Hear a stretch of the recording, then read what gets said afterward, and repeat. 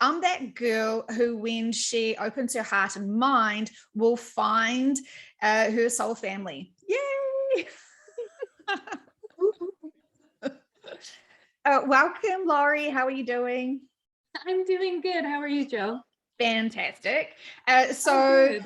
To catch the viewer up, we have been speaking for 30 minutes and just kind of gas bagging about our missions and why we are here in this planet right now. And a few months ago, I got given an email, and this does not often happen to me, when I open up an email and just instantly cry. And this is what happened when I read Laurie's email, and it wasn't because of any tragedy or any dramas or hardship that she was going through, but because I could feel this energy from her, which it was like I had forgotten I have missed so much. And it was like I hadn't even finished reading the whole email, and I started replying back to her saying, and this must sound super stalkerish, I miss you, I love you, I love you, I love you, I love you, I love you. We must catch up, we must catch up. And now we just have for 30 minutes, but we thought this actually should be recorded so other people can hear us in our journey, and just, two moms catching up and talking about being here of service. That sounds great. So welcome to our conversation, everybody. Yes, so Laurie asked me to be interviewed by her to have a conversation, because she's got lots of questions for me, which is really cool, because she kind of wants to find out who the heck am I, and she's got lots of other questions. So let's see how this conversation goes. I'm an open book, and I love to be able to find out for myself, and I've already seen so many synchronicities between us and our lives, which makes me really excited. And I know how hard it is sometimes when we have to step up into being of service, and we're like, no, kicking and screaming. But in our hearts, we know we have to soldier on. I don't know if soldiering is the right word, but we have to step up and to just empower ourselves and believe if this is our calling, we have got all the skill sets, all of the support from our teams behind us, pushing us for a very significant purpose. And we have to stop dismissing this. So I heard that you had a calling a few years ago, and now you feel you're ready and capable of doing this. I'm brave enough to step forward and try and attempt it for sure. Now that all the kids are out of the house, there's nothing holding me back. There's no excuse anymore. Yeah. Love that. Yes, so true. And if we only did things that we could be guaranteed we would be perfect at, we would do nothing. And so your approach already from the I'm just going to try is the best approach, because we judge ourselves so much. And you were just sharing with me some of the things that you perceive as just being super normal and natural to you, and you sort of feel very heavily guided to share your normal, to share your perspective, to share your parenting, to share your wisdom, and and your experiences that you have personally overcome, and you're sort of like, how is that valuable to others? And I am saying that is crucial for others to hear the narrative of an actual true, in alignment, connected person's normal, because we are surrounded by other agendas of what normal should be, and this does not reside with us, and it does not do well with our moral compass. In fact, our moral compass is like this, spinning around, like trying to find where the heck do we go and be guided to. So anyway, I'll shut up, and you can ask questions if you want. All right. Well, learning that you are also a mother as well with children, why don't we kind of go in that direction? How is it that you are able to incorporate your beliefs while still being a mother? I know for myself, it's teaching them how to think differently and how to observe differently and how to see the world differently. almost as though there are two worlds here. There's the world of man, and then there's the world of that's invisible, the world of feeling, and how that almost controls the other, rather than the world teaching us that that's important and your feelings come second. You know, does that make sense what I'm asking? Like, how is it that, what would be your like, what is your opinion of a good way to raise children in this kind of environment? Because because what I see a lot of people doing is the parents get lost and then put the child kind of on the back burner and then say, like, your issues are not important. And then the child sits there, like, even with children, like with learning problems, like not being able to read or not feeling comfortable. It's almost because they're lost emotionally, because they know that's inside, that's the thing that's most important to tackle, where the parents like, no, this is, and then the clash happens, and then that's when the fighting and the pain and the restraint come. So for me personally, because I have a much older daughter, and then I've got the 3 little ones here at home. Okay. And so I can only speak about my little children, because my oldest, she's away at varsity, and so she doesn't, we don't have a daily routine. But for my parenting, it is about asking them how they're feeling about that situation, because even when they have conflict, someone doesn't want to share a toy. So instead of saying, well, it's your turn now, like I sort of just keep asking them how they're feeling, but they're only 5 and 2. And so they're at this stage where they're having to learn to empower themselves with using their voices, but also understanding what's making them feel like this, and asking them, what do you think each other would be feeling in this situation? So you've got older children that are living with you. I have the younger children, but I have to trust that they want to learn from each other, and that their life contracts are are very important. They wouldn't be siblings if they weren't having contracts with each other. So it is about me observing and feeling into what are they supposed to be learning from each other. I know the twins have a different role that they have in connection, what they want to learn. It's about empowering the child to allow themselves to have those thoughts and feelings, and me not dictating, oh, well, give over that toy or whatever. It is about empowering the individual children, because they are big soul essences in little small meat suits. And, and sometimes we forget that they are very advanced, and that they are very sensitive to the ways of the world. And if I come in stomping my belief systems or my perspective or my intolerance, I'm going to be stifling. But then, as we know, this is the challenging thing, they may have wanted a parent to stifle them. And so you have to really figure out, because a lot of parents I know carry parent guilt, and they don't understand why, because they love all their children, but for whatever reasons they misconnected with one of their children, and it eats them alive, that they're like, oh, I failed that child, blah, blah, blah, blah, blah. And then in sessions we find out they've already had such a beautiful connection and beautiful lessons with each other in another lifetime. They actually just wanted to be in coexistence, but not be that close. They've already got that soul connection closeness. So it's a lot to ponder. But I just want to say to any parent out there who's carrying parent guilt, just check if you really deserve to carry that, because often it's so purposeful, it's so significant and beautiful in harmony, and your life contracts together drop the guilt, because actually how that relationship with your sibling or with your children, and even your siblings, however that unfolds, it's for those lessons to learn from it. So stop with your regret, because we cannot regret anything we learn. That's so true. So true. Not to regret it, and just to learn from it.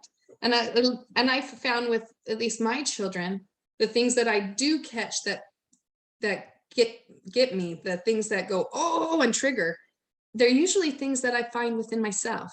If I can stop and turn within and go, okay, where am I doing that? Where am I doing that in my life? And then as soon as I fix that, boom, it disappears in the child instantly. And you're like, oh my goodness, look at that. Look at that. Yeah, I don't even have to express it to them. It's just, okay, I got to fix it in me. Oh, and then it just changes. So yeah, no Yeah. reason to hold guilt or anything. It's just looking within. Absolutely. Yes, that whole once you recognize what the trigger is and be able to address it, then that lesson is mastered and overcome and identified with, and it doesn't bother you anymore.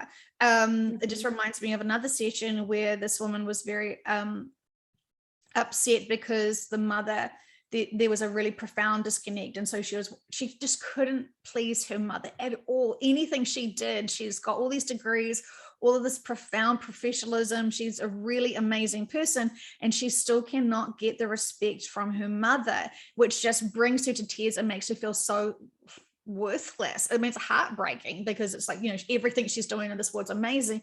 And the lesson there, obviously, now that she looks at it, was to be able to have recognition and respect for self, and that the mother was constantly refusing to give her recognition because the daughter couldn't give it within herself. And of course, like magic, how these sessions work, as soon as that client figured it out, this was the disconnect, this is the key, I must give it to myself. As soon as she did that, she feels like her mother has completely changed, like a miracle, and now can give her daughter this profound respect. And like, it blows the client away. She's like, has my mother had a walk-in? Like, but no, the mother hasn't had a walk-in. It is because that lesson is complete. That connection and everything's just beautifully overcome now. And so she wasn't able. Yeah, she wasn't able to be loved by her mother. Like, it was almost like that block was there until she learned to love herself. Because if her mother would have loved her, she would have never tried to love herself. Yes, I've experienced very similar things, not with my mother, but with a father, yes, but not so much with the mother. But even talking to him, it was recently he adopted someone else to be his daughter, a few years back, and you're just like, good for you. But now that I love myself, he's coming back into it. But you're just like, that's what I needed as well, was just to look in rather than have someone else do it for me. Yeah. And just then like that. There is that jealousy that comes through when we feel like we're being replaced. And I've had this with mothers. It's always interesting. Mothers who have sons, and the son loves his wife. How dare he? And the mother gets really jealous of the wife because she is constantly using her son for a source of love and appreciation and respect, because she may not have got it from her husband. And so she's using her son as that love cup full. Obviously, it's not a sexual thing, but it's about the mother needing the son to love her and need her. And needing to feel important. Like, I've had that in my life as well. I made it into that. Like, they hated me because of it. And I would talk to my mother, and she's like, oh, that happened to me too. And this is what's going to happen. And sure enough, that's what happens. But it's taking that, it's that if everybody goes away, then it's almost like some parents, they build themselves up like their children are who they are. And so once their children no longer need them, then they become empty. And it's like, whoa, whoa, whoa, whoa, whoa. You can't take that away from me. That's a part of me. And it's like, I'm not taking you. I'm not taking him either. We're going to do something different together, kind of a thing. Yeah, no, it's so scary. And it's interesting because the mother, in this scenario, the mother felt so rejected by the son. She started hating and resisting and resenting the wife. And of course, over time, the mother is constantly nitpicking at that wife because she is so afraid that her son's been taken away from her. And it's all of those insecurities, those jealousies, all of those fears and worries.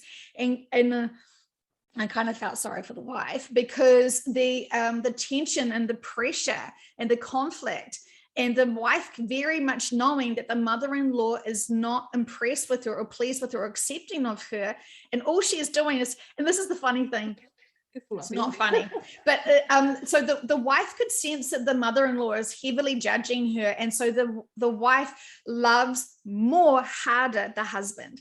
And so you'd think, like, I'm proving that I'm going to look after your husband. I'm going to do everything perfect. Look at our beautiful children, our successful life, blah, blah, blah, blah, blah, blah, blah, blah, blah. And the more the wife does for her husband, the more threatened the mother-in-law is. And it just turns into this really intense. It's my life. You have no idea. You have no idea. Yes, no, it's true. It makes it worse, and then it just becomes threatening, and then more rumors start getting just to try to make that other person look bad, or rumors, and and it just ends up hurting, and then it hurts the relationship that much more, because eventually he has to pick one, and it's usually not the mom. Yeah. And so, or sometimes it is the mom. And so, it's such a, I mean, I find these relationships so fascinating because what they stem from is emotion and reactions. And if the mother had truly loved herself and truly respected that whatever she did, her son would always love her. So there was so much, because I think she had problems with, not feeling loved as a child from her own family, and then finding a husband that doesn't fully love her, but he gave her a little bit of attention. And so she was like, wow, this is heaps of attention from where I used to have come from. And so when you get a little bit of attention, you think this is, pure love. And then of course, the honeymoon phase. And this is something I haven't really discussed, but it feels very interesting to share now. When we meet people in a romantic relationship, we may have that physical connection with each other. You start then molding each other into what you assume the person wants. And so I was talking about this to Erin, so she's going to find this really funny because I was really crass with some of my language. And so, I was super like dirty gutter conversation. So I'm just reminding not to say that this time. So when we meet someone and we're hearing about, maybe they were going to bring up the tragedies of their last relationships and what people did do and what people didn't do in the last relationships, we hear this with massive ears and we start writing lists of how we're going to be. And so we're going to identify and mold ourselves into what we think that person is wanting. Obviously, it's not what we should do. Yeah. Well, the thing is, so we pretend that this is okay. He loves girlfriends who do this. He doesn't like it when girlfriends do that. And so we try to fit into that mold. And then at some point we realize who we are again. And we haven't been our true selves. And we may not naturally be a great dancer or whatever. Whatever is what we think. And one simple conversations and one simple comment that they have said once, we hold on to as their full truth. And so it may have been, they weren't even talking about us. They were actually talking about someone else in that failed relationship. And so, but when we're seeking out those relationships to try and please that person and force it to work, and we sort of think if we just mold ourselves to what they need, it will be perfect. And the reality is we should never be changing ourselves for relationships at all. We should be knowing who we are and accepting who we are. And obviously if someone doesn't respect us at that level of who we are, walk away, grow from it, let them grow. We're taught to think that way, though. We're taught that way. We're taught to love conditionally. I mean, even from our own parents, you have to act this way or you will not get my love. If you do anything outside of these boundaries, you will not get my love. And so is it any surprise that people go out and then they go and try to mold themselves to what they think they need to be so that they can receive what it is that they are looking for, rather than just being themselves and knowing that what they need will be coming to them. It's a beautiful way once you twist it around to get, because you're never going to be what the other person wants, because what they wanted was you. And then if you change that to be what you think they want, you're going to become not what they wanted in the first place, which then causes the problem to cycle around and around and around. And I see relationships that are really struggling because they've both grown. We can grow profoundly in a month. And so, you look at a 5-year relationship, what your needs were at that time and who you were at that time. And, you both grow into different directions. Can you still find that commonality? And there was something, oh yes. So when someone says one thing at the beginning of a relationship and someone holds them accountable for that, well, you said you wanted children or whatever the scenario is, you liked purple and now you're telling me your favorite color is blue, Like it's okay to change. It's like, it's like the difference between chocolate ice cream and vanilla ice cream.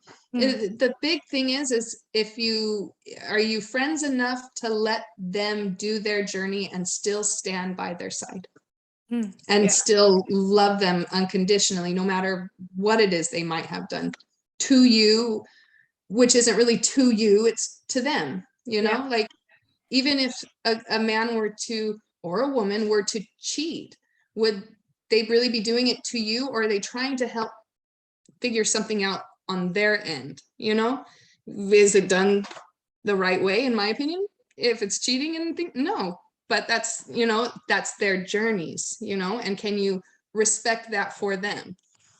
And if it was, I had it described to me once where it was like, if take away the relationship that you have with that person, because usually husbands and wives, they treat each other differently than they would their friends. If their friend came and said, look, I was sad, I was lonely, I needed this, and so I got it, you'd be like, what? Good for you, but then if it was your spouse, you'd be like, oh heck no. It's like, well, why are you loving them more? Aren't you supposed to love him more? Like what? It's a different way of thinking, and I've had to think of those and conquer those things myself too. And it's challenging, but it's will you love them more than your friend? Like, what is love and what is unconditional love versus conditional? Sickness, does it always look like a cold? Can you stand there? Can you be friends? I feel like we take the people who are closest to us for granted, and it's very easy to do that because we just assume they're always going to be there because they always sort of seem to have been there. And so they sort of say the key of a successful relationship is constantly dating each other and constantly honoring and feeling excited about each other.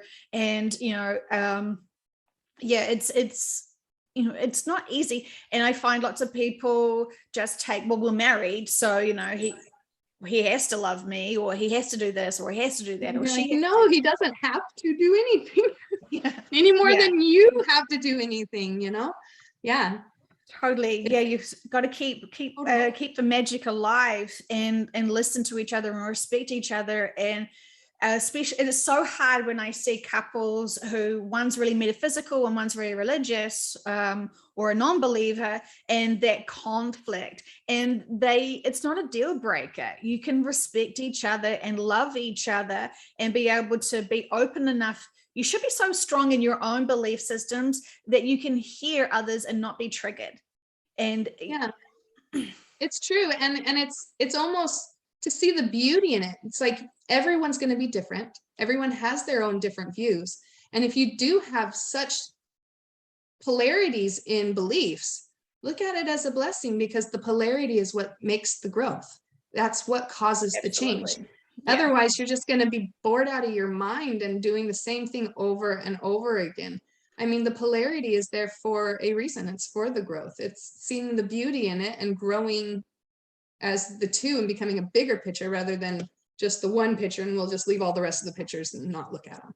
Yes, when you have all these lessons and experiences to have with each other to overcome, and you've sort of it's been misfiring for years and years and years, and voices get shut down and truths get shut down, then you've got this, 10-20 year disconnect where you're just coexisting.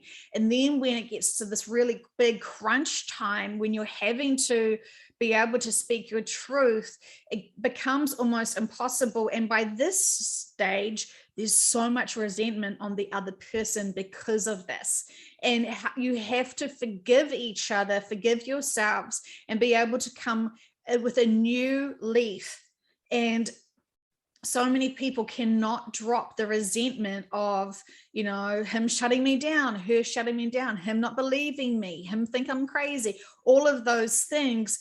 We have everyday opportunities in every conversation to be able to make that connection, but we cannot make that connection when we're still harboring onto resentment, because anything we say with resentment is going to be anything we say with a resentment. So I love you is going to be with resentment, and they can feel that, and it is not coming from a place of pure high vibration. And so they know that you're just saying these words with all that resentment baggage. So we have to just we have to accept them for what's happened in the past. We cannot change what's in the past. It is fantastic for learning and experiencing, but we change rapidly with our respects and opinions, and so can they. And so we can't hold what they said in an argument as their current day truth. So this is why we have to have these conversations. And, this is when we need to be in nature or in a beautiful setting that we can approach them with true honesty and not blame them or be hostile, but come from a really beautiful, open place. You're my husband, you're my wife. I love you. I respect you. I'm so glad that we can be here at this moment. I mean, beautiful setting, right? And, and if you can't get there, if you can't release the baggage and the experiences, and you can't learn anything from those because you're so hurt, this is just all your inner work, not them. And so while you're pissed off because they haven't done their inner work, this is you not seeing your own responsibility to do your own inner work. And everyone has it. So, sometimes we just have having to it mirrored. Yeah, exactly. Yes. You just have to mirror it and understand the other side, because you could do it husband, wife, and you're like, oh gosh, that could get crazy. But even with like a child not listening and doing something, you have to look at that child and see it from their perspective and be like, okay, I can see why they did that. I can see where their brain put the 2 and 2 together. I can't blame them for it. It's probably triggering because I've thought of it myself, or I've done it myself in the past as a child, or however, and it's triggering you just so that you can see that that's the inner work you need to do for yourself. Yes. And can you love them because they're doing it too, and you're the same? Yeah. Well, I mean, the children are mirroring. I mean, not often parents will fully listen to their own children. They will dismiss them. I'm busy, I'm working, come back later. That's unfortunate. Sort of thing. Yeah. But it happens if you're going to be truthful. And so then, we dismiss the children, and then when we try to approach the children and they're dismissing us, don't get angry. We taught them. Don't get angry at them, because they're mirroring how they felt when you dismiss them constantly. And so it's just interesting that when you're in a position of authority as being a parent, we sort of think that, we own them, we rule them. But we don't. No. And so, just check, are we dictators to them with love and respect, or are we seeing them and catching all of the lessons that they're trying to provide for us? Because a lot of people get into this false belief system that they're just little, they can't teach us anything. We have to teach them how to walk and eat and all that sort of stuff. Yes, physically we have to teach them, but emotionally they're teaching us everything we need to know about ourselves and how to approach the world. Oh, that's so true. I totally agree with that 100%. They are my biggest teachers for sure. And they've helped me understand so many things about myself. Like I haven't taught them nearly, I almost feel like I can't teach them anything really. I can show them by example, but they're the ones who have to teach themselves. They get to choose what they get to see and how they see it. And it's up to me to only be an example towards them, Mm. like anyone else. Support them. Yeah, support them. Mm-hmm. We were having a conversation with my partner yesterday about this, where I was trying to make some bath bombs and it failed miserably, but for my expectations, it failed. And I had high hopes and expectations. I was expecting it to be perfect, just like in the video. Anyway, and so it didn't. And it really triggered me, because I was like, I really want to do this for our kids. And I'm just feeling like garbage. And I just was like, and I hung up the washing and I was like, what the hell is this mood? This mood is hideous. And I realized that I was being reminded of how I used to approach life. If I wasn't perfect at anything, I would just be so angry and so pissed off. But I would hold on to that so much that I would radiate out my energy, and I would be that prickly cactus. And it was like nothing to do with anyone else, but I was in a mood because it just didn't go right, and I couldn't get over and accept it. And so, I verbalized it, and I could identify with it. I got to heal a lot of things that, and I realized that I'm always not a pleasure to be with when I'm in that grump, when I'm in that frustration. And so, of course, my children found the half broken bits and had a blast in the bath, and, they loved it. And I just felt like they didn't even see it, huh? They didn't even see the flaws that you saw. They saw my energy. They saw that I was shutting down. I was very dense with that moment, and I was working through it as quick as possible because I know they can read that. And, but they were having a blast with the bath.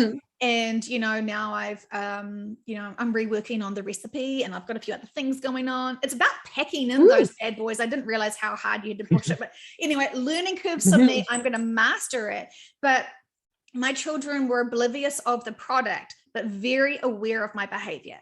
And so, and I think sometimes when I have, been working really hard and I haven't had much time with them, and I feel guilty, and we're at the supermarket or a store and they're like, can we get a treat? And I always will respond saying yes. And I will know why I say yes, because I'm trying to make up for the lost time that I had with them. And so it's not because we need the treats, or it's not because they need more toys, because I'm vacuuming up those motherfucking pieces like it is Christmas.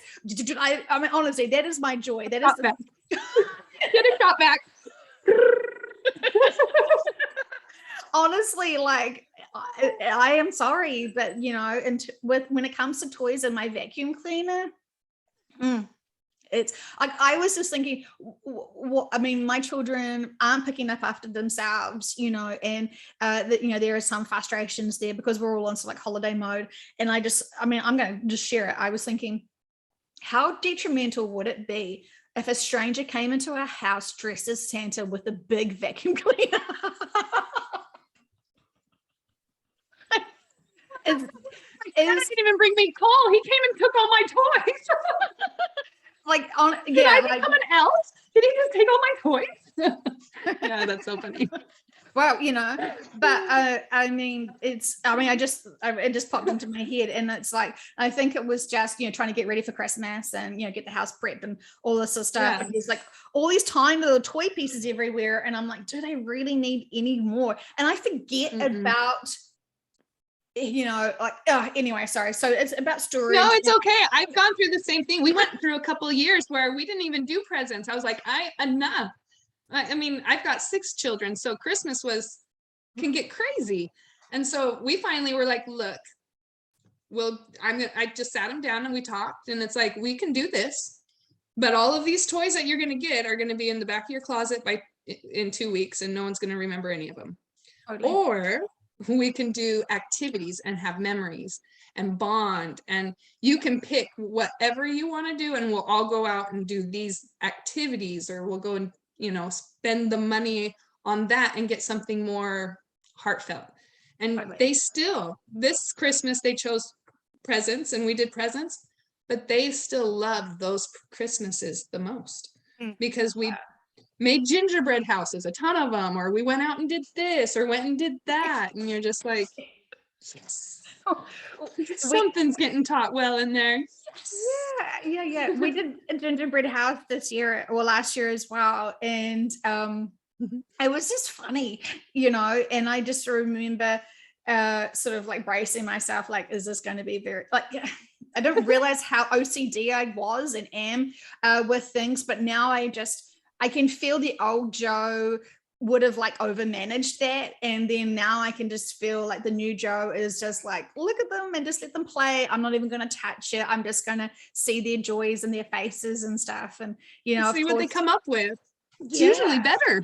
Yeah. Well, they just had a blast with it. And, you know, I noticed that Ivy, so one of our twins is very perfectionist and she gets very upset when things don't go well. And then Olive is just, you know, free spirited and she doesn't care. And, you know, she will just, she'll work through her mistakes. If she does a drawing, she'll just be like, oh, I'm going to change that now. And now it's something else. Whereas Ivy would literally rip it up, throw it out, be really upset. And so, and I've seen this from her for a long time.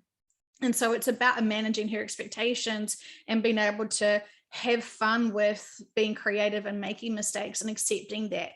And so, you know, we can see our children very clearly, and, you know, supporting them through their own inner work and growth. You know, we're not masters of psychology or education or any of that, but we are masters of loving our children. And so loving them through it and discussing it with them and having a conversation with them is definitely going to help them. And as we were discussing about the education system, and you know, if our children are to teach us and be really connected and grounded in, and to be these wise little gurus in our families, when we are trusting them with other systems of other agendas and other education systems, are we accidentally taking them offline because they are being corrupted at some level?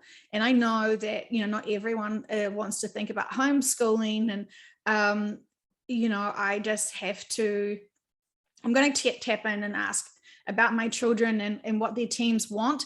Do they want to be in these systems to learn for their own spiritual growth and experiences of being in those systems, which is very valid. So please don't think that I'm judging education systems. I'm just, I'm having a moment with them. And so,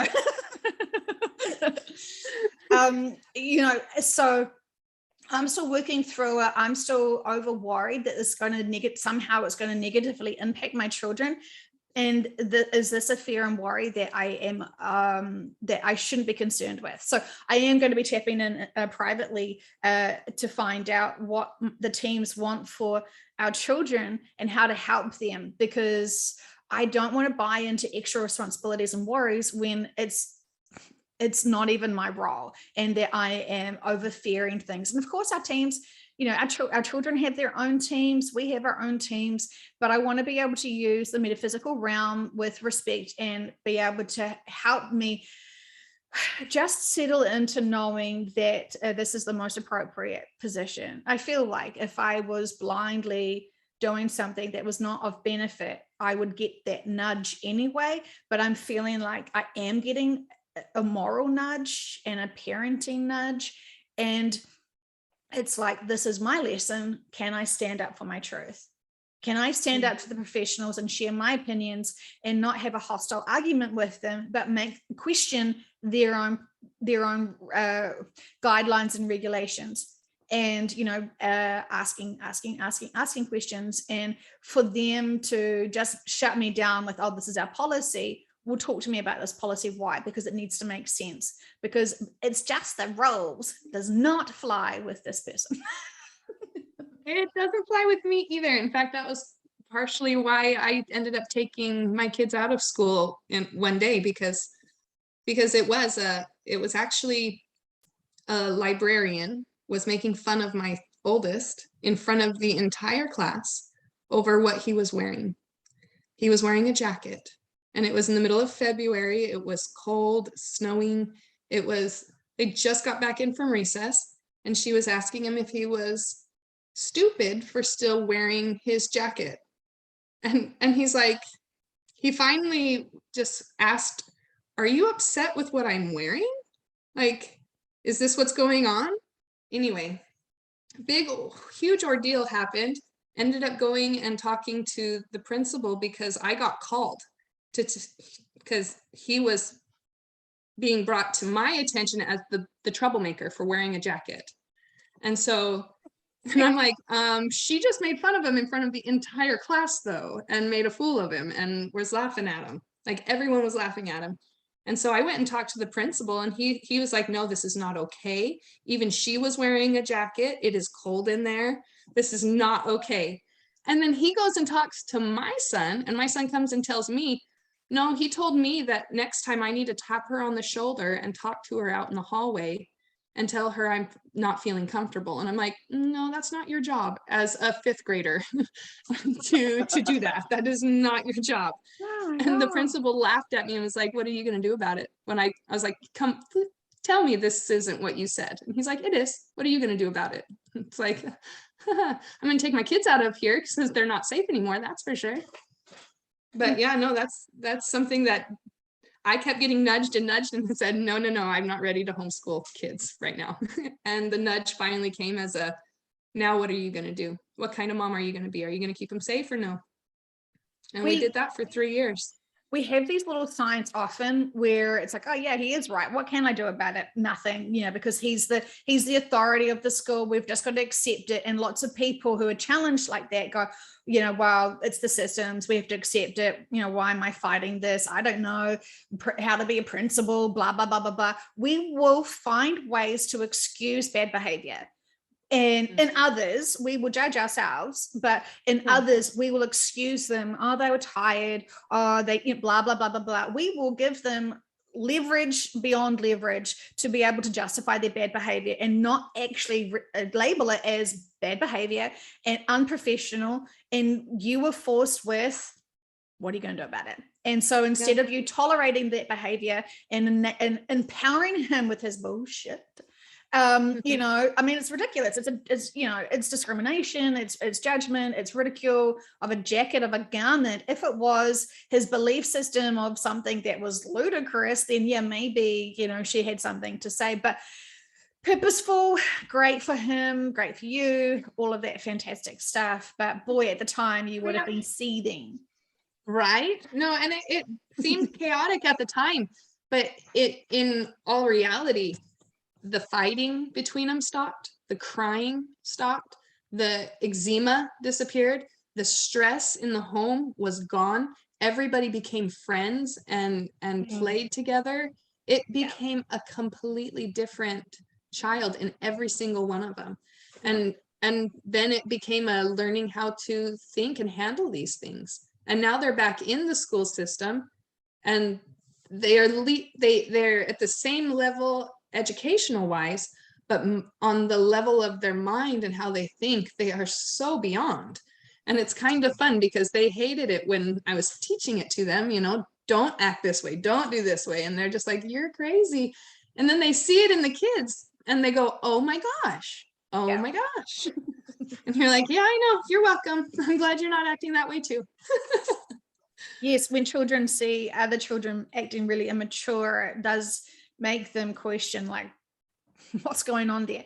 So children go to school and they're especially, lots and lots and lots of children are here to help raise their vibrations and be of service. And so they're going to school not to learn, but to actually just be able to raise the frequency vibrations of their classmates who are they're having lots of challenges with this density, lots of traumas themselves. And so they're there, and a lot of those empathic children are sucking up all that density, coming home and spewing it all out.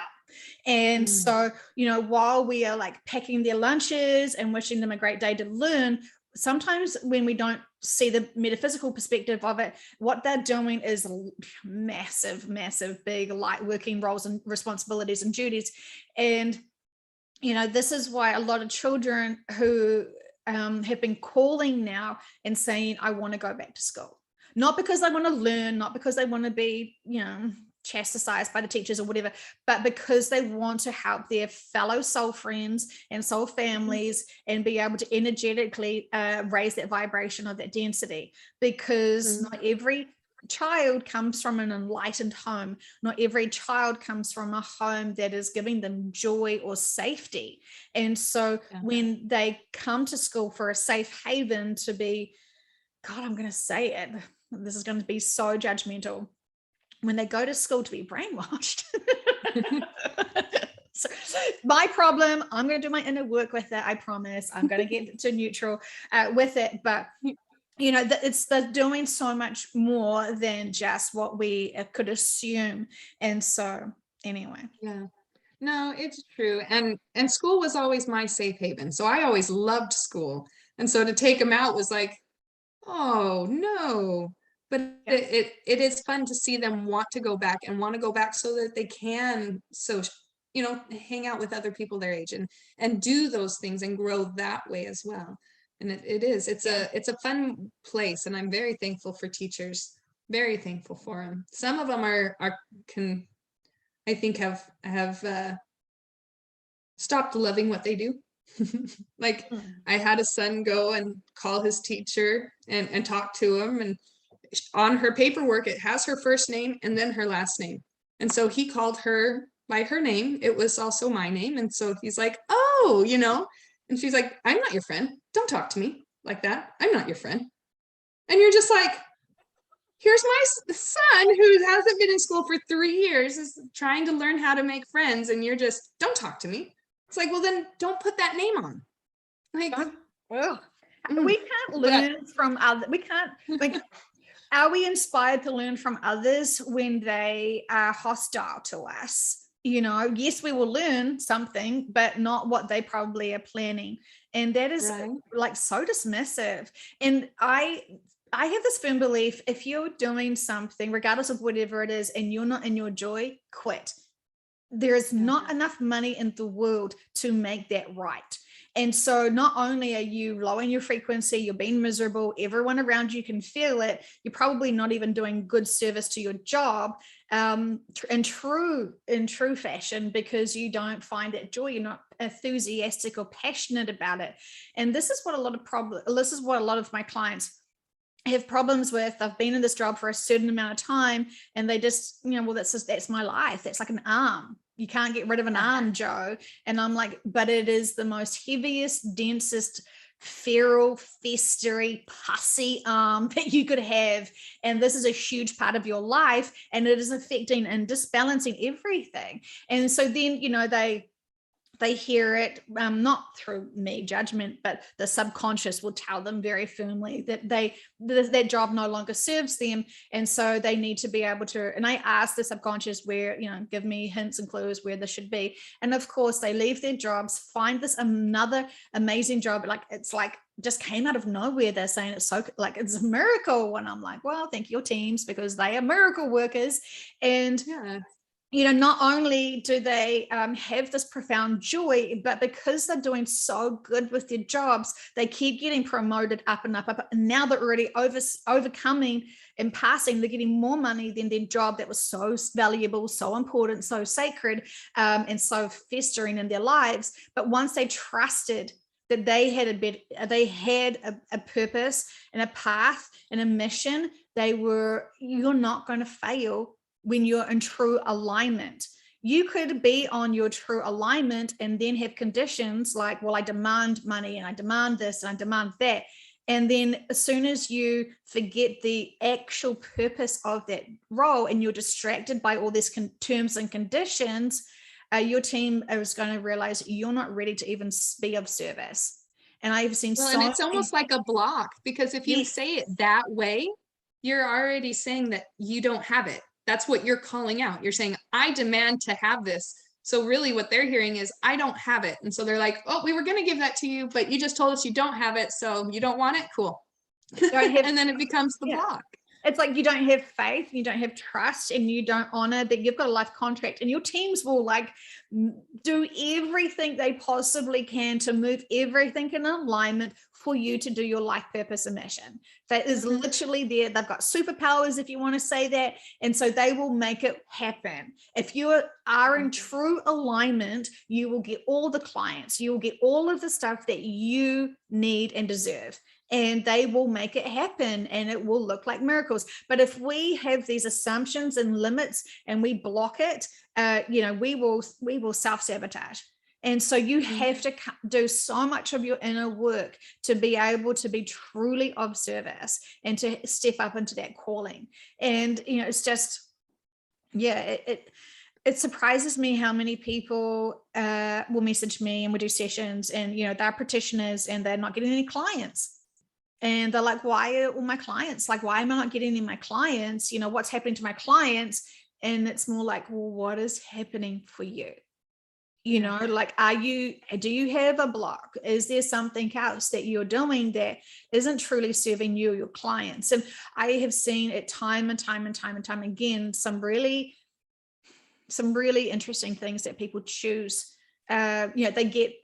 It's like they step up into their role, they step up into their mission, and then just before they start into this brilliance, there is like this final last worry, or it's very interesting. And that fear has to come one last time before it disappears and can't be seen. It's one of those things where I think those things they're kind of always there. They're part of us. It's something that you're never gonna really fully ever really get rid of. You'll always, like, there's certain things that might trigger you, but that's where you get to stand up and say, yes, I hear you, I love you, but that's not the case anymore, and I've got this, and move forward. Feel the fear. Feel the fear and then move forward. And then I see so many people have tripped up.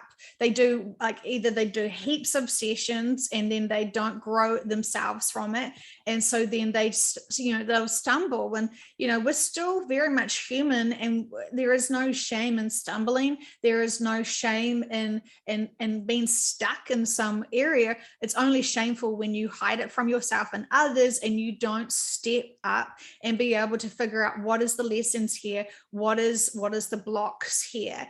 And ego, where am I growing? What am I learning? What am I growing? What am I learning? Because if you hide it, it's just going to become a circle, and it's just going to happen again and again and again with different people, or the same people, or multiple times, happening at the same time in the same ways. Absolutely. The cycles will just keep going. Okay. Well, shall we? Feel like you didn't ask any questions really, and I feel like you've got that big list. I've just been kind of talking, but hey, isn't that a great way to have an interview? It's just a nice, fun conversation. But even with my questions, my questions were more about getting to know you, and I think I've gotten to know you quite well. So that's wonderful. All my judginess, yes. Well, I'm still trying to observe and I'm still trying to feel into it, and still trying to get my empowerment and voice with, the education system primarily is the biggest thing right now. And so I'm trying to figure out, what is the best for us. But I feel like I would be watching, you want to do some YouTube channel videos of your approach to parenting. I feel like given the fact that, you've already mastered the smaller children, and I think that you would have a great range and perspective of how you would do it with empowerment. So I can see that this is going to be a really helpful tool for many parents. Well, thank you. They're helping me, and quite frankly, I'm way out of my comfort zone, but I'm doing it with their support, because I really believe that you need to learn, like you learn through example. And if I'm going to, when I was homeschooling them, I actually had them make videos together to learn how to work together, and they would make their own videos, and they were so nervous to put them out onto YouTube. But it's like, that's where you need to put them. If you're going to turn it in, that's where you're going to do it. That way they had something. They're like, okay, it has to be good because it's going on YouTube, it's not just mom looking at it, And so, I encouraged them to put it out, even though they thought it looked silly. And so I have a silly, a video out there, and I feel so silly in it, but they were like, no, it's wonderful. It's fine. Leave it up, keep going. And now they're telling me the same thing I would tell them. And so for me, I have to do it for my own self-worth, but also to be an example to them, to show them how to do it. And it's my job as their mom to show them how to do what it is I was trying to tell them to do anyway. And so it's going to be kind of, I'm plowing the way, I guess, and trying to set an example for them. Perfect. And in the same time, proving to myself I'm worth it. Yeah. You know? Yeah, absolutely. Yeah. All of your lessons and experiences are really perfect for you, but also I'm sure so many people can feel like it applies you talking directly about their lives and their experiences, and they can, just hear another person going through the same thing makes you feel not so isolated, not so alone, and you can feel normal in these conversations because you identify with all of the experiences as well. Yeah, it's so interesting. I had this client, I had a one-on-one session, and she was not aware that I was recording her. So when she was asking me questions while I was channeling, she was the whole video was just on her, and she emailed upset, thinking that this was going to be a public session and that she was on there. And I found that she was gorgeous and beautiful, and I was like, but she was really upset because she didn't want to be like videoed and made public and all this sort of stuff. So, and I just kind of felt like, oh gosh, I would never do that to someone anyway, because at that point I hadn't like done these ones yet. And so I was like, I could really understand why she was feeling discomfortable, but I was, I had to, I supported her. And when she realized that it was a private session, she was like, oh, thank goodness, but she realized that she had to overcome some stuff. And, and I kind of just thought, even if it was a public video, which it never would be, it's still what she was going through, and what she was sharing was so valid. And while she had this beautiful lipstick on, and I just thought she was gorgeous. And I just, but she was so upset, and supporting her through this. And then I feel like my team was like, and yet you hide behind the camera, Joanne. And I was like, oh, this is a lesson for me too. Oh, I see where you're going with that. And so, like it's everything, even though it may seem like super random what we're having to overcome and observe from others, often we're learning as well. And it's our teams are nudging us. You can do this, step up. There is nothing wrong with being open and honest. And your fear about people maybe judging or misjudging your perspective and what you've learned and grown from them, it's really their crap. And we all can easily talk ourselves out of helping others and being of service because it's hard. And, it isn't easy. It's very vulnerable. Like at least for me, I feel like I'm putting myself out there, and I'm not going to worry about not being accepted. My whole life was that way, and I refuse to be that way anymore. I'm going to accept it and put it out there and be the example, even if it's just to my children. And they're the only ones that see it, so be it. But it's helping me grow, and it's helping me do my inner challenging. Because even with what you're saying there, the video that I did put out, I was like, no, my teeth look bad, take it off. No, I look like a man, take it off. No, I look like this, no, take it off. And they were like, no, we are not removing it. My videos are still on YouTube, so are yours. I'm like, okay, fair enough. All right, here we go. So it's there's a lot of vulnerable situations that are going to come up, but it is one of those things where who cares? I would love to be able to go online and find a picture of my grandmother or a video of my grandmother talking about her experiences. And if I would love that, then so will my grandchildren. And so I need to do it. Like that's where it boils down to. Yeah. Beautiful. Yeah, I can understand that. And that's a great, a great reason to step up and, know that you want people to know you. You want people to know what you've overcome. And it feels like from what you've just privately shared with me, you're overcoming all struggles and this journey is a really profound, really mature one. And I think a lot of people just hearing how you would overcome, how how you have overcome, and seeing the beauties and the lessons and the purposes of everything, is going to give them a healthy perspective. Because, you know, sometimes people just get stuck in those things and they can't understand why. What is the lessons here? And so you've got that bigger perspective, you've got all of those examples, and you being open and honest and sharing is truly going to be, you know, a really great skill set for other people to just consider, can this be applied to them to help them get unstuck? And I mean, I remember this this session that I think it was my subconscious that came in and said, because the practitioner was asking, you know, is humanity really waking up? And it said, yes, it is, but it's doing it in a private manner.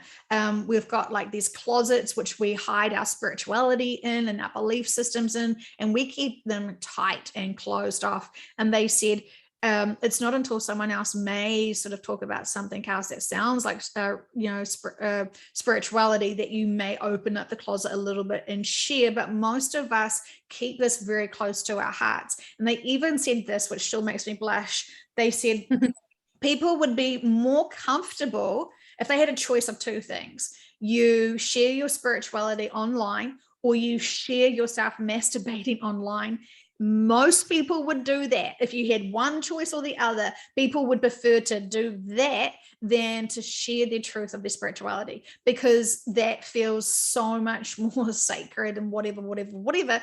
And I was blushing when they were saying this, and I was like, I can't believe I've just said the word masturbation to this. And it was like a level 3 practitioner for QHHT, and I was just like, oh my goodness, you know, like I was I was very embarrassed. But that's what they were trying to say, is we would do something that, and that would be, I mean, ultimately, most people don't want to do any of them. But if you were forced, you know, to have that choice, most people would say, yeah, the video. It's easier to show your body and to do something like that rather than to become vulnerable.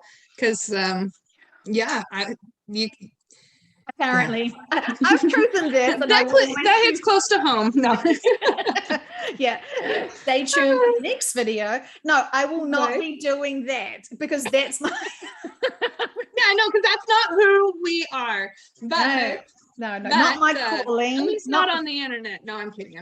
No, but no, I hope that people will hear these things that, you know, that I've gone through, or I've experienced, or other people have gone through, because I'm hoping that they'll know that they're not alone, and that through my experience, they'll say, oh, look, I'm not alone. And I'm hoping to talk to all of them, really, and be their friend. I'm hoping to be that friend, because I know when I was going through things, I couldn't afford therapy. I still can't really afford therapy, you know, like you don't, but you don't know what certain things are. And so I kind of want to be that person, because I would have loved to have one of those people.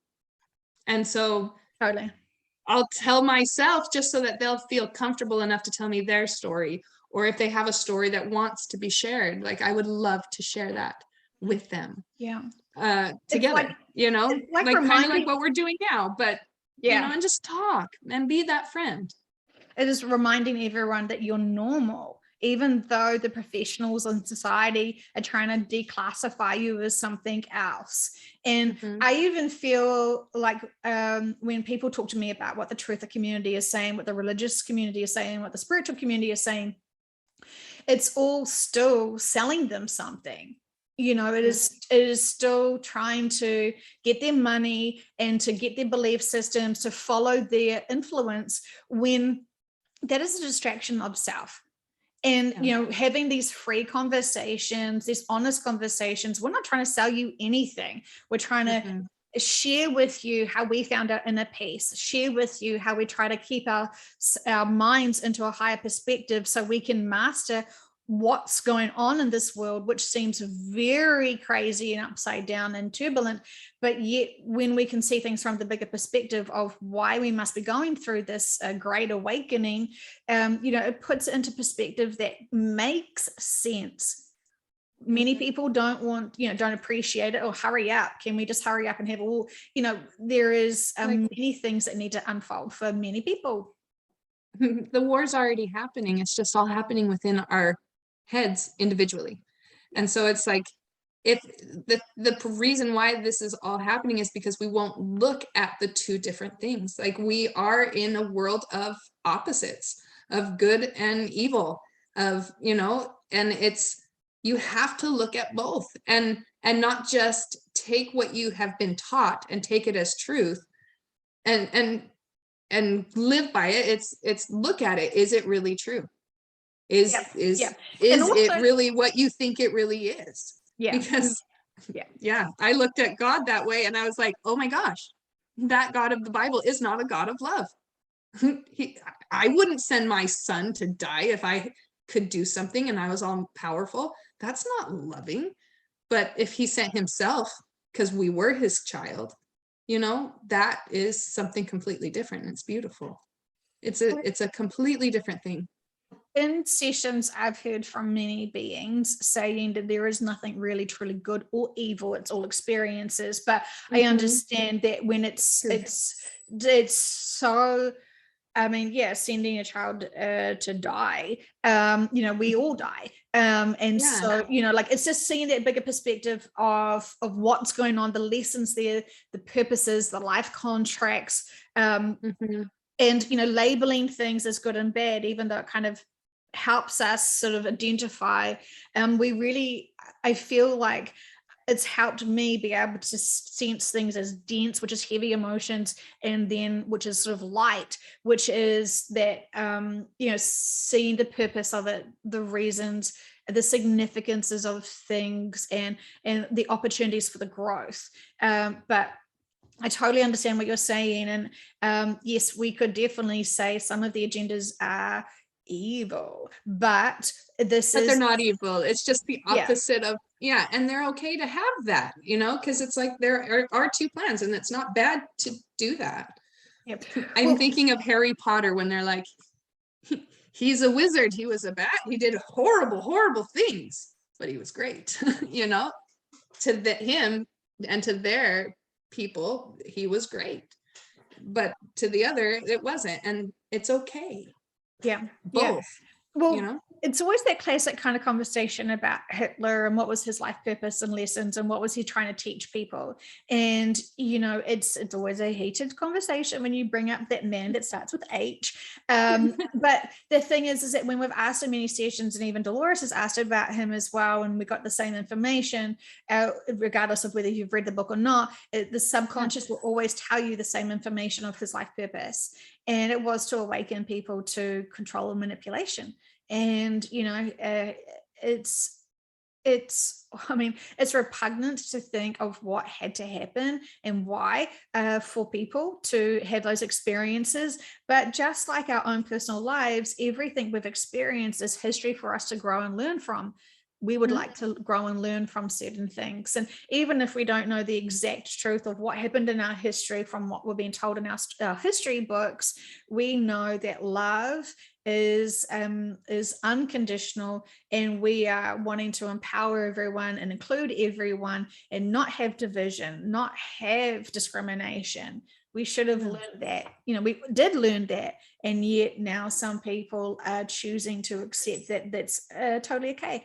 Very purposeful, huge big lessons. And this is why we need to have bigger events happening to shake them awake, to make them overcome even more of the earth challenges. So it's going to be very fascinating. We definitely need to, when we've got this, I don't want to say calm before the storm, but while we've got this moment to be able to find our inner peace and to be able to really truly honestly work in our inner work to empower ourselves so we are unbreakable. Because when we need to be of service, we need to be of service, and we can't have those meltdowns then. Of course we can, but many people want to know in advance to be able to prepare themselves to be those really strong powerhouses that your communities will need in some incredibly interesting times coming.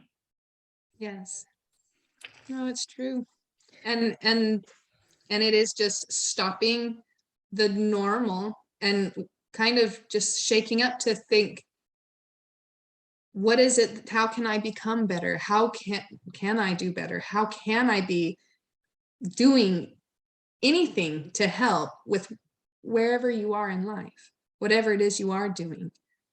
It is just taking yourself out of your everyday and seeing what else you can do. Absolutely. And we'll be presented with, I'm finding, I mean, you're finding, I'm also finding when we go out of our houses, we are, merged in to have conversations with complete strangers. And we have to do that with true honesty and love, really stop what we're doing to be able to help them find out. And usually we are helping them find their voice to express their fears and worries and concerns, because they're so afraid to express this to any of their family and friends, because they may be, are you an anti-vaxxer? Oh my God. They always said there was going to be one in the family. Oh, you black sheep. We can have conversations with people, whatever. I mean, I haven't talked to you about your personal preference about the vaccines, and it's none of my business. But for me, I'm finding people are coming to me for questions of it, because they're starting to question the narrative that they trusted. And so anyway, it's all purposeful. No, it's true. And when they do find me, I do find that it's just, I listen to what they have to say, or they are looking just for love. I mean, there was an older gentleman who came to me and just said, you look so pretty. And it's like, oh my goodness, thank you. Because I don't hear that at all, and I'm learning to believe it. And so I'd be like, oh my gosh, thank you. And I give him a hug, and he starts sobbing. No one ever hugs me. Like, you're hugging me. Why are you hugging me? How is this happening? It's things like that happen wherever, just in the middle of the grocery store, someone will stop me and be like, I've got to tell you, oh, look at this. And this, and you're just like, all right, I'll sit here for the next hour. All right, here, let's stand and talk. But I like to hear people's stories. And so if someone has a story, someone wants to talk, even if it's not online, email me, let's talk. I want to hear your stories. I love that. Yeah. And it seems like they've been magnetized to us because they like a high frequency. And in that space, they can be relieved of their density. So what that will look like is they will verbally express it and share it, their weight. They'll take the weight off themselves. Sometimes we can just be talking about the weather and they will still be releasing that energy. So I sort of will be absorbing that density, not because it's a dark entity. So many people are like, oh, I don't want to absorb people's energies. That's negative. That's demons. No, my friend, things get real. It's more like you're a filter. And so you can take it in, listen to it, and then cleanse it and send it back out a different way. And if they're not able to, they feel like there's other people listening, they won't talk about what's really on their minds, but energetically there is that exchange still. So that density, that worry, and that fear. And when we look at each other in our eyes and you're merging in with my energy field, they feel comfortable and safe. And so they will just keep talking to it's like a high.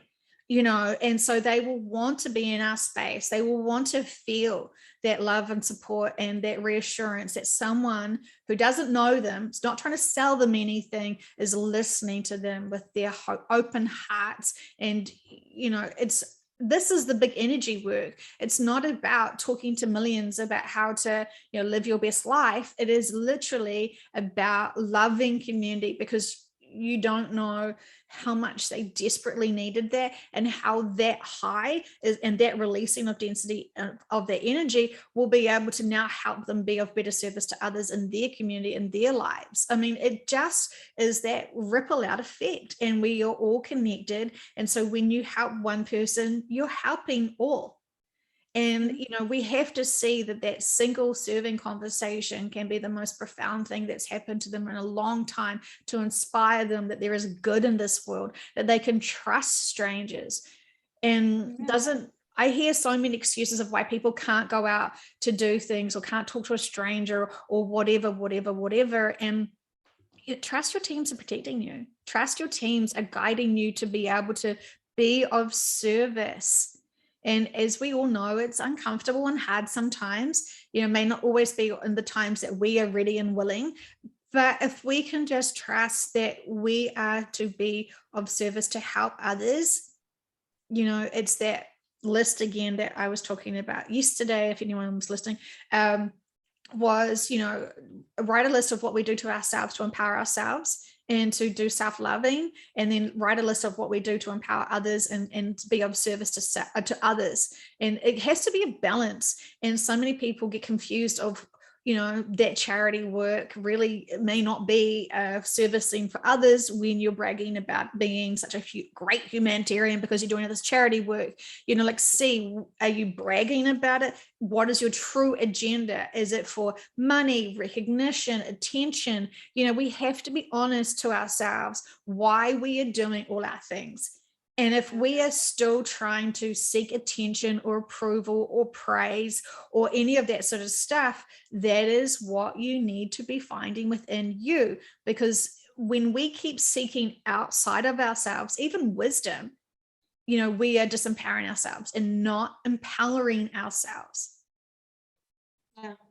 No, it's very true. And I would go a little bit like service for others and service for others, but I know it with myself.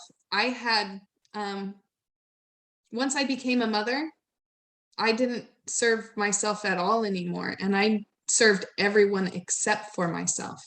And so I think there's a lot of parents out there, not just moms, but parents who lose themselves, and they need to almost focus on themselves rather than others to make that balance. Yes. And so, and not take it as a pride or a badge of honor to hate yourself while loving everyone else, because that's not okay either. They will sense it. Yeah, you can't fake it. They will sense your hostility and your exhaustion. And as many people want to be of service, you can only be the value or the amount of service you can provide others is a direct relationship and correlation of your service to self and your inner work. And if you hate yourself or resist yourself, think you're a piece of shit, and still think that you can empower others, there is inconsistencies, and they will pick up that there is not truth in your integrity of the information. Even though it comes from a beautiful place and you want to help them and empower them, there's always something else. And so you may empower them, but then your expectations on the relationship is then you want gratitude or empowerment or acknowledgement or something. And any relationship where you feel like you're left lacking is because you have an assumption of an attachment of, well, I've done you this service, so where is it for me now? So there is always, and I definitely conditional. It's conditional. Yes. Yeah. No, and nothing should be conditional. It should be, you do it because you love it and you like it, and that's what you wanted to do, and leave it at that. No matter what the outcome is. Did you like it? Did you have a good time? Then great. Yeah. Wonderful. There is that sort of saying of, what is it? A energy exchange, like, oh, I want to do an energy exchange with you. And it's like, in terms of when it comes to like sort of sessions, it's kind of like, well, the energy exchange would be you respecting the information and applying it and moving forward and not doubting it and not sort of dismissing it, or, so it's not about, a lot of people think that an energy exchange is financial. And, money does have a very interesting vibration. And we know that it is not in alignment to soul's growth. And so many people will put out certain things in exchange for the money and their recognition. And it's a whole nother conversation to have. But the teachings from Jesus and what he was sharing with us in sessions about that, the whole introduction of money and systems with that is really, let's just say it could be considered the root of all evil. And but I know people love money, and I know people feel like they need money, and yes, to an extent that they do, but so many people have got themselves in a sticky situation where they're trying to impress upon others their status in society, and so they feel like they need to have the certain materialism things, and really that's a massive distraction from your spiritual growth and purpose for being here. And as I've said, no one's sole contract or purpose to be here is filthy rich, you know. And you know, I have had so many people want to use these sessions to find how they can get abundance, and every single time the subconscious has said they would be dreadful with lots of money, because it would trip their egos, and then they would be so distracted that they would not be able to be of service. And this has happened. This is why many people have poverty vows blocks, because they would just not spiritually grow with it. And, you know, they would, you know, having to overcome that would be very challenging for them. And they've seen it time and time again. People getting so busy and caught up that they don't have the time to think about it. And really, money, people say, I want money, and it's like, no, you don't. You want what money will buy you. What is it that you would buy with the money? That's what you want. Why not ask for that? It might just show up. Well, you never know. They associate money with happiness and joy. And so, I'll be so much more happier. I'll be less alone if I got this new phone. I'd be so this, I'd be so that with these products. But the ultimate thing is, again, the seeking out outside materialism to be able to fulfill what they should already be able to give themselves. And and already just see that they have it. It's like, okay, you might have negative in your account, but can't you look around and see the abundance? You might be alone, but can you feel the hug of the wind? Can you feel the support of the earth holding you up? Can you hear the birds singing to you and trying to talk to you? Like, are you really ever alone? Really? No. Yeah. You know, and are you really ever poor? Like, look around you. Like, no, you're not. Yeah. I think you can be, totally, like that financial situation can really trip people over. And it's such a heated conversation, because so many people have, so many people who do have money then feel like this is a bad thing that they have money. It's like, no, but what are you doing with it? Yeah, what are you doing with that money? It's fine to have abundance. It's totally fine. But are you still, because this is what happens, I have clients that are, incredibly wealthy. And then I have clients that are incredibly, like living, very, very hard, challenging things. And of course, when I ask the subconscious, all very purposeful and significant for the importance of their lives. But, when it comes down to it, the rich person and the poor person still has the choices to be happy and to find their joy. And, those rich people who are struggling to understand, why do I not feel fucking fantastic? Like, I've got everything I want. Where is my inner peace? Where is my joy? And what product should I be buying? Or, why is there this lack? And it really confuses them, because they know there is no lack in their bank balance. And then those other people who do have lack in bank balance, they assume that they have lack in their lives emotionally and spiritually because of the money. And, we have to stop and see, what is our personal attachment to money, and how do we view it? Do we feel successful when we earn money? Do we feel authentic? And, like all of these things we attach to everything. So it's about our relationships with all, not just the people that are in our lives. Yeah, no, it's very true. It's very true. And whether you have a lack of money or an abundance of money, it's just like a flavor of ice cream.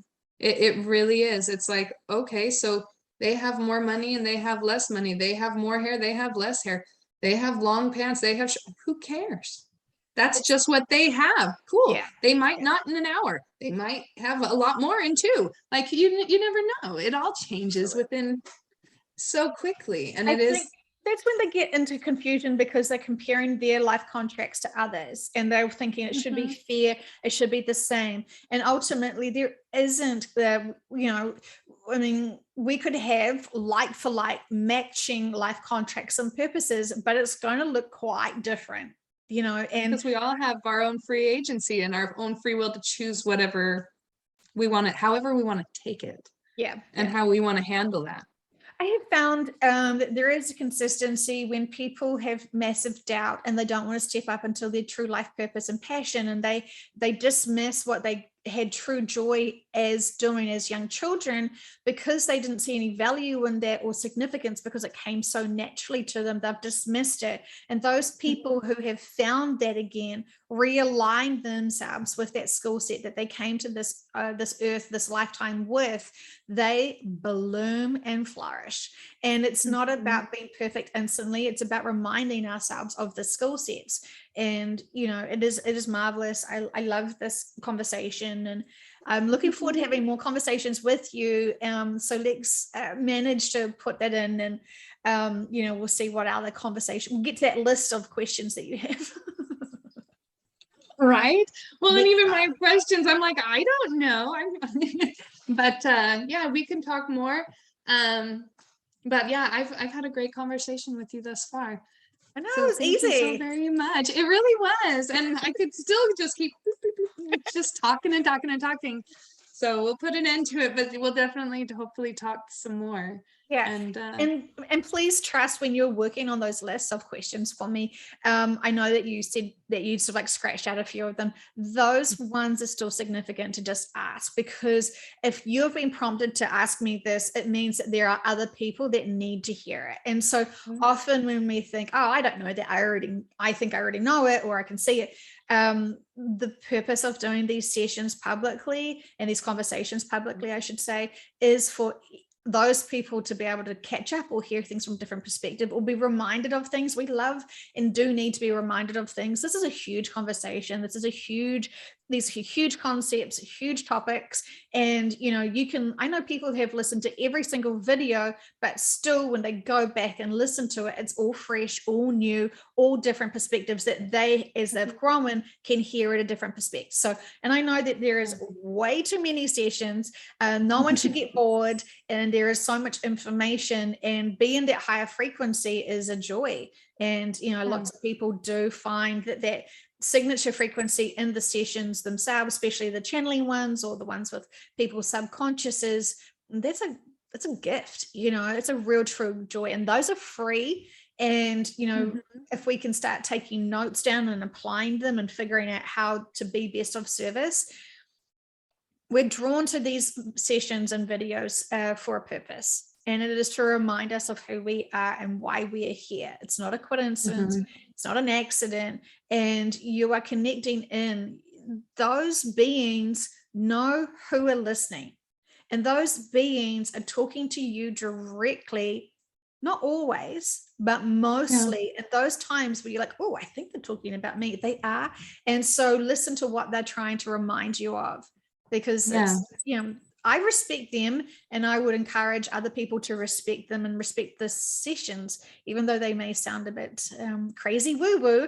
The truth is that we've all probably been guides to people in physical lives. And so we need to help our guides and, comply to them, because for those people who have honored the information and done the inner work and applying, their lives are so profoundly enriched. And it's not because they've spent 1 cent on these sessions or this information. It's because they've taken their free will and accepted it and grown with it. And, it is so, I am so humbled to be part of this service, because the testimonies and the experiences that people are sharing with me of what they've learned as they are healing themselves and getting the bigger perspective is so profound. And it's the information they've been seeking for a lifetime. And so, or lifetimes. I mean, that's basically all of my questions were. It was more of I've always wanted to be hypnotized by someone that was taught and trained under Dolores Canyon's ways of doing it. And I've always been curious on how those things worked, and you can't really, and so, and how it feels for you, and how you hear it and stuff. And so that's kind of, and it was going to boil down to even doing a session with you and just finding out how you hear it. Do you see things? Do you, like things like that? So maybe that'll be another we kind of got off on other subjects, but we'll just do that another time. Yeah. And so, I mean, we don't know how you're going to experience it. Sometimes people do see things. Sometimes people just have senses of things. And so you're in a really just relaxed state. I'm sort of divorcing from the word hypnotherapy, because I feel like a lot of people have assumptions of it. So ultimately, it's just you being in a very relaxed state, being guided into that deep, relaxed state for you to have an experience of other lifetimes for an hour-ish. And then we call in your subconscious, which is your master guide, to be able to answer all of your questions and queries, to find out the purpose, the lessons, the significance and importance of all of the things that you may be struggling with or stuck with, or even just curious about. And so, many people want to know exactly how they can be of service now. And so we can find out from the subconscious, because he knows everything, she knows everything, they know everything, so it is always best if you are stuck going within and you can't find the guidance. I always recommend having your own sessions, because then you feel how truly connected we are to our subconscious. Sorry, our consciousness and our subconscious, they're like married now. Back in Dolores's day, there was a big difference. And now, we are merged in. And so you'll probably have a session and think, oh, that's the same information I've been dismissing for all this time. This is so embarrassing. You're like, oh, I'm hearing the same thing. Oh, because I'm talking to the same person. I got it. It's the same source. Yeah, I was like, when I finished the first session that I had as a client, I was like, oh my gosh, that's embarrassing, because that's most of the information that I've always been dismissing. And then, so I assumed I heard everything in the session and could comprehend it. It wasn't until I went back and listened to the session that I got the full picture of, much more. Plus, when I had the experiences of seeing into other parts of my lifetime, all of those feelings came back as well. So it's when it's done well, these sessions, they're very undeniable, the experiences, because they come with emotions, they come with this insight. And the subconscious is the boss. It's amazing. My subconscious, I praise him now, not that he's seeking it, but I'm just going to acknowledge him, because from his perspective, it is very helpful to be able to navigate out of the density of the 3D worries and fears and distractions that we have. And so I'm very appreciative of him loving me and having such great guidance, because that is my honoring him and respecting him as part of honoring and loving myself. And so I know lots of people that have sessions and take the information from their subconscious as a suggestion. And like, no. free will and all, no pressure. But when you're not respecting profound wisdom to help you directly, it is like you saying, then I still want to struggle. I still want to just kind of aimlessly go through life and try different ways. And they sort of say you always get to the same destination, but sometimes you want to go the really hard, super hard, challenging, extra challenging way around it. Whereas if you had followed us and trusted us and maybe reroute, even though it looks like you're going backwards or somewhere that you're not interested in, if you just take their shortcut, because they have shortcuts. We think we're doing shortcuts and we get lost, and then there is no map, and then we're like, fuck. Anyway, so if we trust them and respect what they're saying, we will find that easier path and that guided path and that easier direction. And sometimes when we resist things, it's a battle. And when we are here to be of service, we shouldn't be battling with our purpose at all. No, and that's just the wonderful thing about it. It's like there is a plan for us, and then you have the agency to pick your own plan, and you are loved enough to do your own plan. And if it fails, then when you come back, you go, all right, well, now here's my plan. But this is my plan, not your plan. But I've got this, like, let's do it. But you have to learn to listen. Yeah. It's a different way of listening. we have our own plans that we created with our life contracts. And so our guides are forcing us, encouraging us, inspiring us to remember that we chose this. And so we have free will to be able to live our lives, but our guides are guiding us to be of service with that plan. And so, they will, as much as they will help us, they will also distract us and push us away from things. So if anything feels too hard, or it's not working, there's a purpose for that. It's not an accident. Your teams are like, block you, shut you down, kind of thing. Not yet. Yeah. Or now. Yeah, exactly. It's like, wait, no, now. Okay, fine. Okay, here we go. Yeah. And I know many people that have supposed to be of service, and, this was part of their contracts, but because they've chosen to, they have then not been of service. And so that mission and that purpose and that role has been given to someone else, because we all have to be doing our part. And if we're not, and if we're choosing to, it's not a punishment, but that role and that purpose will be given to someone else and assigned to someone else, because it has to be done. And this is how I found that my calling, for these sessions to be public, this is because other people did not step up into what they were supposed to be doing. And so someone had to be delivering this integrity and this information. And it wasn't being done in the way that the collectives were wanting it and needing it. And so, I just was blindly doing what I felt needed to be done. And I was trying to seek for more support and information, and thinking if I put it on YouTube, that I would find my community who was already getting the same information. And ultimately I have, but it was, now looking back, I can see the bigger perspective and purpose of it. And I'm very proud of myself to have gone through all of these hurdles, because there has been many hurdles with this. And so now, because I do respect them and they know that I am a willing participant of service, now they've got me to do this other channel, to be able to, be accountable and be the voice of my understanding and interpretation of the information. Yeah. And my hat's off to you, because it's one of those things where it's very vulnerable to do things like we're doing. And it's going to help a lot of people. It already has. Yeah.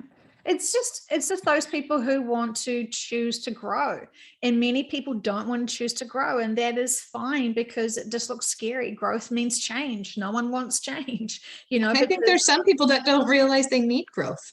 They think they're already done, and that's the problem, because they don't even know that they need to look to do it, because they've already got the answers. So if they've got the answers, there's nothing to teach. Yep. And if you already have the answers, we're always growing and we're always learning. And so there is no stopping, it's not possible. But lots of people have that neutral of, I don't care. Nothing really phases me. I'm not in fear. Fantastic. But how are you helping others? Because lots of people don't want to deal with the yickiness of 3D people. And yet that is who we are here to service and support and love and nurture. If you know how to go on through life without fear, teach others, because they don't know how. And if you've ever been in fear, like that's my biggest thing. I have been in fear. I have felt loneliness. I have felt unloved. I have felt abused. I have felt lonely. And now that I know how to not do that, now that I know, I've taught myself how to love myself, because I needed to teach my kids how to love themselves. I needed to get to know myself so I could love myself. So I needed to learn how to do that, because I didn't even know how that even looked or what the steps were. And now that I know that, and I've taught myself, I've taught my children, it's like, why would I not teach that to someone else? Like, I would not want anyone to be in that energy any longer than they have to. And if I can get even if it doesn't help anybody, like it's going to help someone, even if it's one person, it's worth my time.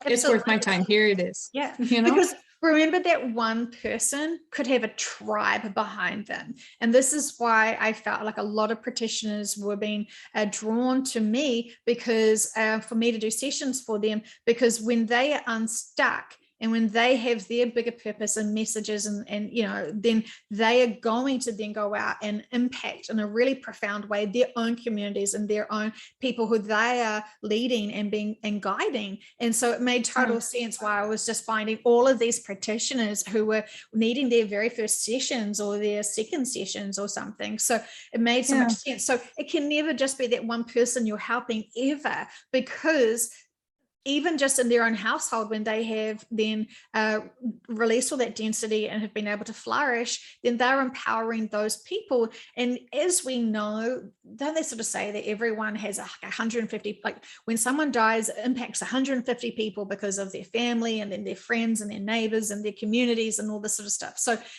in that statement is probably not even true. It's just in general, let's just say that.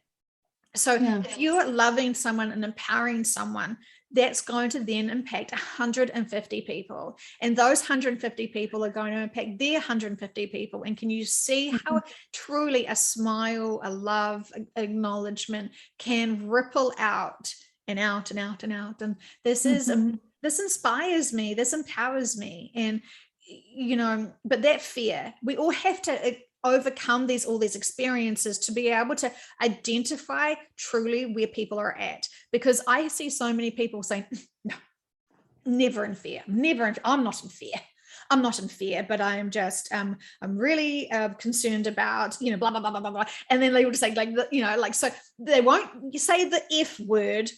They could say, I'm not fucking in fear, but they won't say and acknowledge and be honest with themselves and me and say, well, I'm really fearful of this and I'm really worried about this and blah, blah, blah, blah, because they know that saying the F word is naughty. And so they are going to avoid it and create other names for being in fear.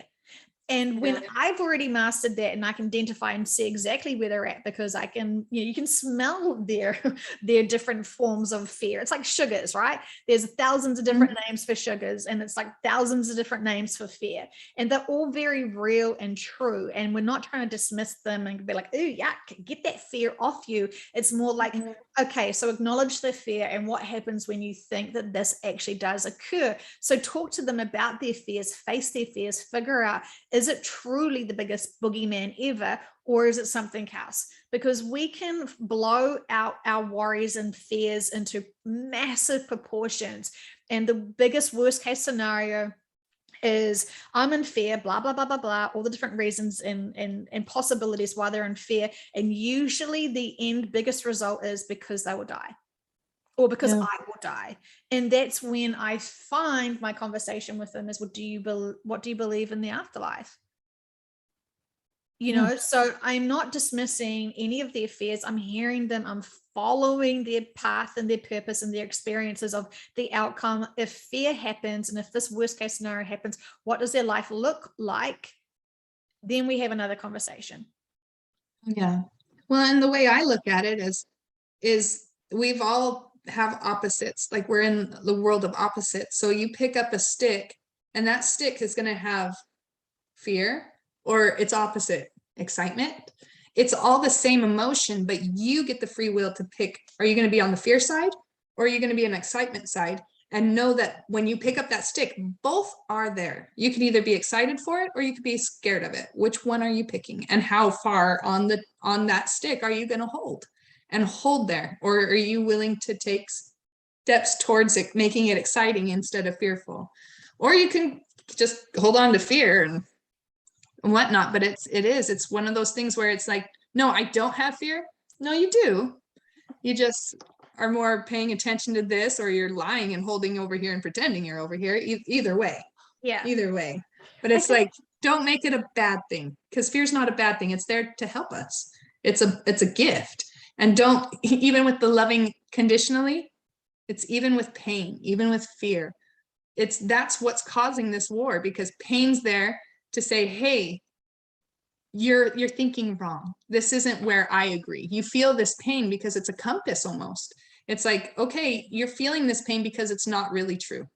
But you can hold on to that, but that's what's causing your pain, because you're literally ripping yourself apart and believing something that's not true. That's not really you. But you can believe that if that's what you choose, but it's not really who you are. They could definitely manifest that fear to be a true statement because they're already living in it. So it doesn't even need to occur for them to be living Mhm. in that reality of their worst case scenarios. So Right. I But think, it's just as easy to do it the other way too. It's yeah, just we're more accustomed to the other. And so it's just practicing to do the other thing. And it's just evolving. It's evolution. It's learning to evolve out of fear and into something more where you know you're okay. You're not alone and you're okay. And it's all going to work out because there is that plan. And it's coming whether you like it or not. It's gonna come. I love the reminder of people to know that they choose to hold on to fear. They choose to hold on to any range of emotions. And once you acknowledge what you're doing, that's when you can identify and overcome it and then choose, is this working for me? Yeah. It's like, I don't know. That's your choice. Yes, that's your choice. And I respect your choice in whatever range of emotions you want to hold on to. Just like I have a choice to do something else, Yeah.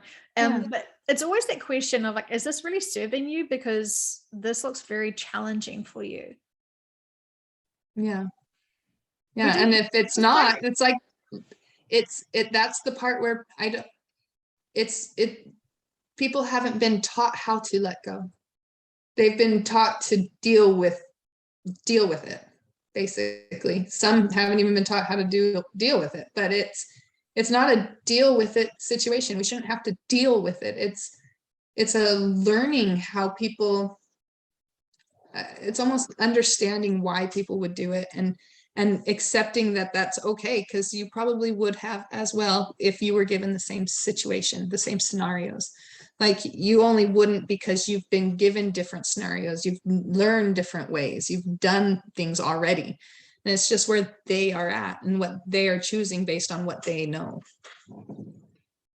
And So, yeah. yeah, I mean, unfortunately, we do have to deal with the fact that it occurred. And so we can't change that it occurred, but we can deal with our emotions and perspectives and understandings of the lessons and the experiences and why that happened. And so we can deal with the emotions but that whole like, let it go.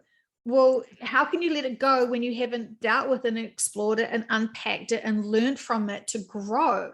We can't Exactly. let it go without growing and seeing the significance. And so many people loop from that horrible thing that happened to them, because it truly is horrible that happened to them, but they can't see the purpose. They can't see the lessons. And Yeah. it keeps them in fear. And so many times they had to experience it that once, so it would never happen again. But they're when they're in fear, when they're in any dense emotions, they're so vulnerable and they're so raw to anything else happening to them. That's their true fear, is it's going to happen again. And so reminding them that they've learned from it, they see the signs, they have the intuition, they're in control, they're adults now, like it's empowering them to remember that just because it happened to them once doesn't mean it's going to happen again. And it's that reassurance of if you could go back to that day, what would you do differently? What would you tell yourself then? What would you notice then? Like, it's giving them the power back of that situation. It's giving them the power to see the purpose and the lessons, because ultimately their guides are all like, well, you wanted to experience this, you wanted to overcome this, it didn't break you, and now you can teach others that you were a victim in this situation, you overcame it, you empowered yourself through it, didn't break you, and now you can own your experience and respect the experience, to be able to then serve others, to be able to help them out of making sense out of something that truly violated them. Because it feels like, I mean, God, the worst thing is that people are like, oh, did it really happen though? you know, like, you know, You're like, no, I just like pretending this and just putting stories up. No. yeah. No. So the hardest thing is, I think people, you know, humans, we don't want to believe anything bad's happened ever. And so we're just like this, blah, blah, blah, blah, blah. Nothing bad's ever happened. Love and light, love and light. And the reality is we've all had bad things happen to us for us to learn and grow from and experience. And we respect people much more because we have been the victims. We have been vulnerable. We have been abused. We have done all these things to be able to know and sympathize profoundly and see and recognize in others the stages of where they're coming from. And, you know, it's such a sensitive topic. And I know that so many people can never see positive lessons in something that's really traumatic, you know, because it's just traumatizing. There's nothing good in this. This is the reason why the world's so fucked up, you know. And yes, we could see it from that perspective when we haven't grown from it and learned from it. And often these experiences are to learn, to share, to grow, and all this sort of stuff. So anyway, sorry, I'm feeling No, you're fine. really reflective on this, and I love this conversation, and I definitely feel like we can have much more conversations. And I love just we totally could. We've tried to end it a few times and it's like, oh wait, no, let's keep going. Let's keep going. just keep on I'm okay keeping with on. that. Oh, that's so fun though. It's again, it's endless conversations that we could be having, and I really appreciate people who can be open and honest, and want to be growing and to be able to make sense out of everything. Because when we can get the metaphysical perspective of the sense of everything, then that makes so much sense. That's where common sense has got lost. Common sense is lost within the metaphysical realm, and people are searching for it. Exactly. It needs to be heard.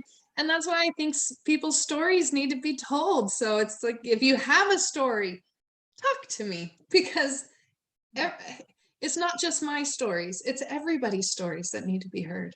It's not, I'm not a teacher. I could just tell my stories and everybody could tell their stories, and then we can all teach each other and learn from each other based on what it is we pick to learn Feels from like our stories. Yeah, love it. Feels like a great community that you are seeking and searching for, and that is wonderful. I think everyone's also seeking those sort of communities to support each other and feel part of a connection. So wonderful. Well, thanks. Well, thank you so much for agreeing to talk with me.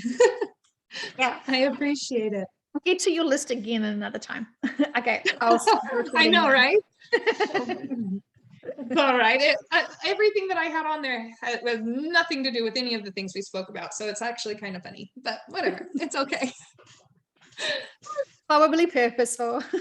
Oh, it really was. It really was. This was much better. It was just going to be a bunch of me asking you a bunch of personal questions of how you do your hypnosis, and or the deep relaxing, or the communicating with the higher selves and all of those things, and what it feels like. So this was a much better conversation because it was a lot more purposeful for sure. Okay, bye.